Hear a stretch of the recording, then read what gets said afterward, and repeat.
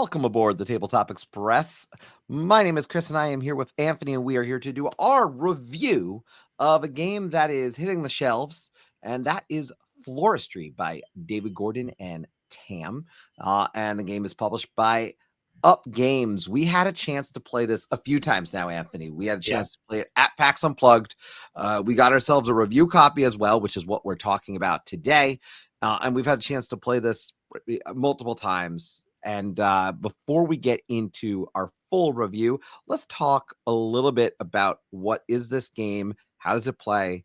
Why don't you tell everybody a little bit about Floristry? Sure. Well, first of all, thanks again to Up Games for giving us a review copy.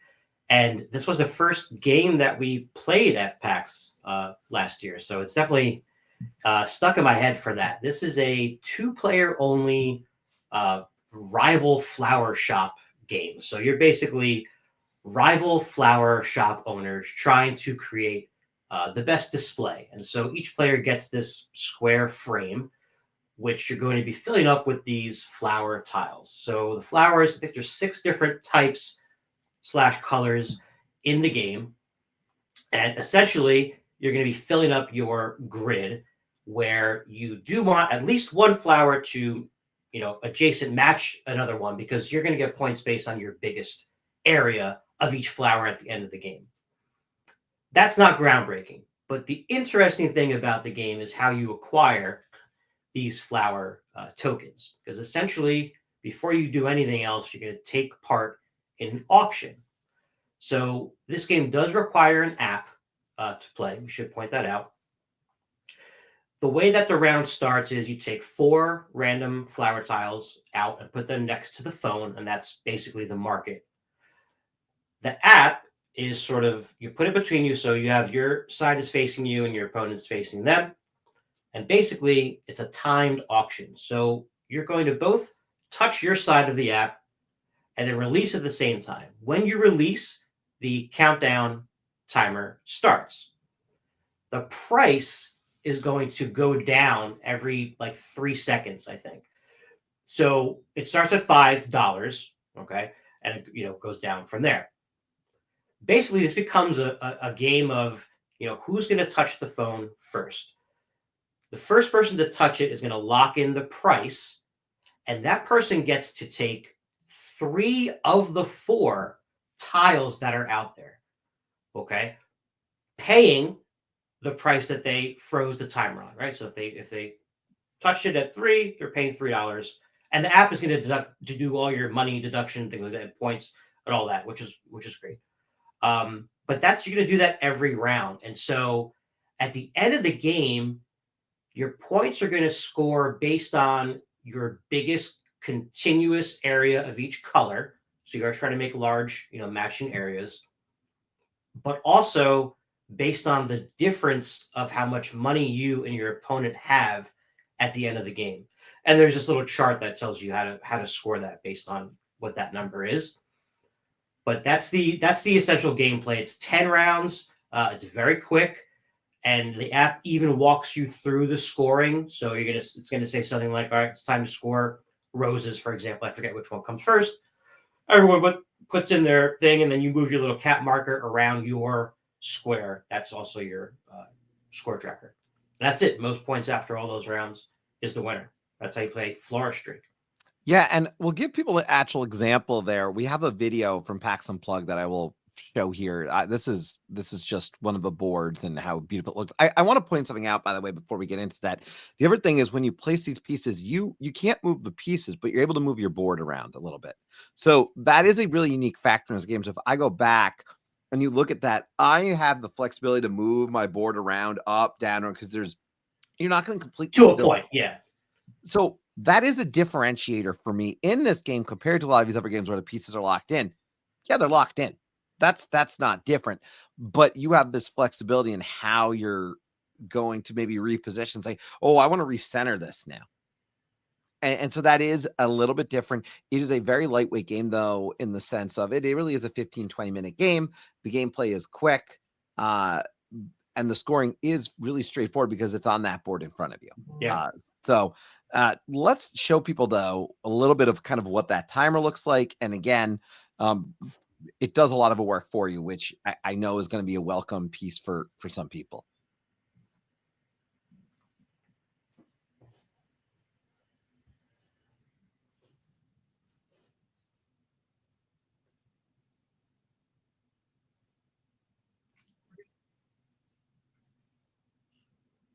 So as you can see there, like we're back and forth there. That I believe that's you and I in that particular video. We are waiting and really trying to wait. Like at that point, it got down to 2, and it was as quick as possible to get that for $2, because maybe we both didn't like what was in the middle, right? We don't want to spend too much on it. Yeah. You do talk about that difference in scoring, with the amount of money that you've spent. So that does become another way to score. And the scores, I feel like every time we've done this have been pretty close. They've been pretty tight. So yeah. So it's it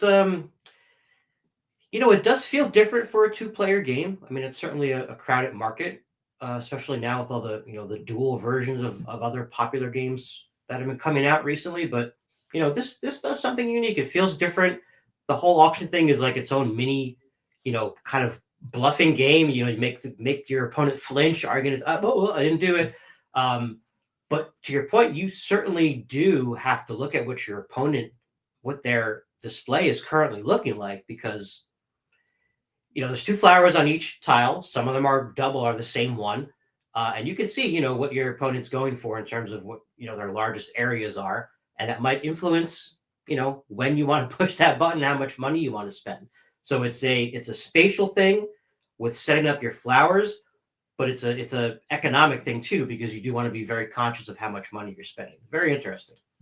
Yeah, and component wise, I mean, these are solid little pieces. Again, I don't even know that we had the final version, to be perfectly honest. Yeah, but they're nice. They're thick tiles. They're not just cardboard. The frame is, but the tiles themselves are pretty. And solid. The frame is fine. It's very easy. I think we talked about another game earlier in the year, Biomos, where I was the cardboard was too thin. I think it's fine in this one.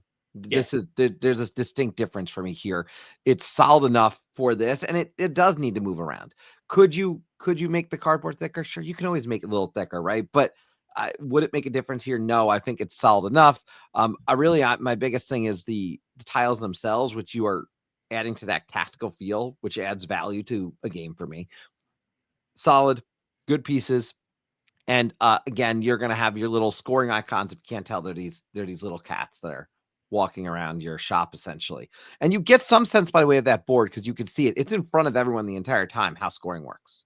So yeah, that's a cool little component too. It's a little 3D kind of easel thing that is thematically looks like what can be outside of a flower shop. Having worked at a flower shop myself, I can vouch for that. Take a look at that here. Yeah, and then is there not on the side a QR code? Yep. Where do I find the app? It's right on the side of the scoring thing. Exactly. And it's not, I will note for people who might be wondering, the app is not like a large in terms of space on your phone app. Oh, yeah. It's a very small app. So it's not, because I know some people might wonder, well, how big is it? Is it, 500? Right. And especially when we're in the age of, some app driven games, there are some that are certainly more robust in terms of their footprint when you're talking about, these massive storytelling type games or escape games, things like that. This is really just like a score tracker / timer. So yeah, I really enjoyed this though. I like this quite a bit. It has, again, that light. It is a light game, definitely not a heavy game. It is designed for quick play.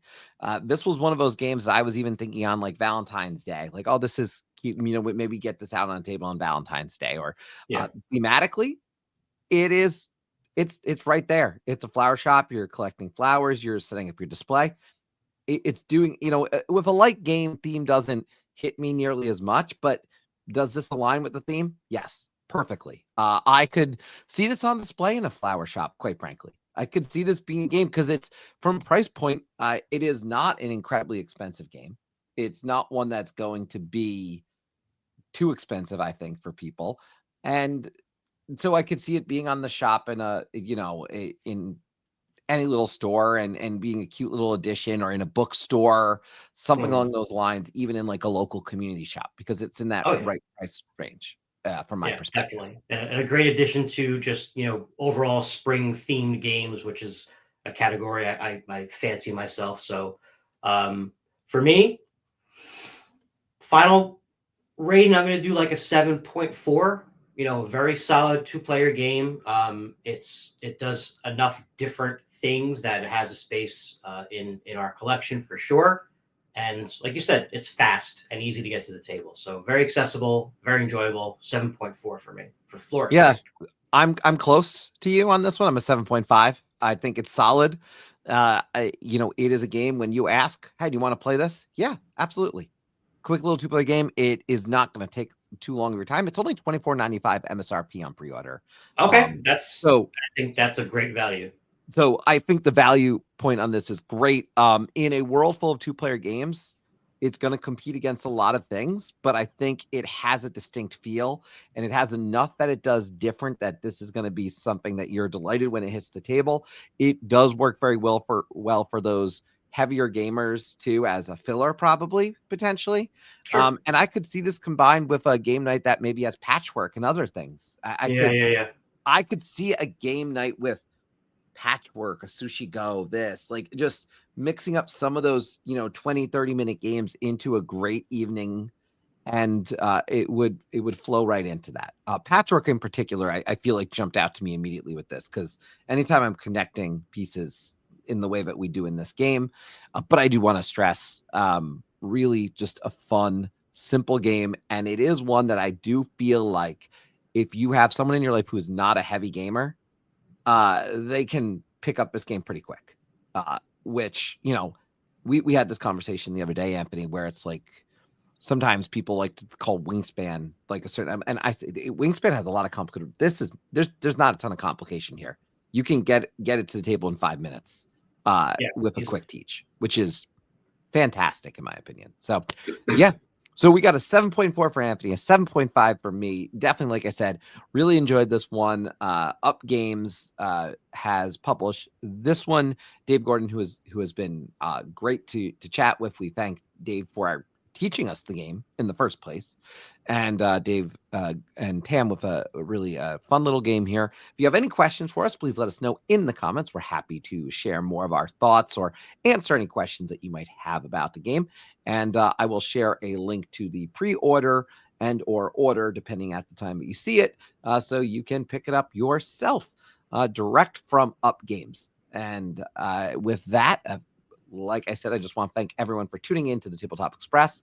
If you like our reviews, or you want to be part of our live call-in show every other Wednesday, with the exception of when it is our big top 20 board games of all time month, please come check it out. We have a lot of fun. We're a highly interactive channel, and we'd love to have you come aboard the Tabletop Express. There's also a link in our show notes to our Discord, and you can come be part of our community, play some games live with us on Board Game Arena, and really just talk games and other great stuff in the Discord. With that, I will say thank you for coming aboard the Tabletop Express. This has been our review of Floristry by Up Games. We'll see you soon, and thanks for coming aboard. Bye.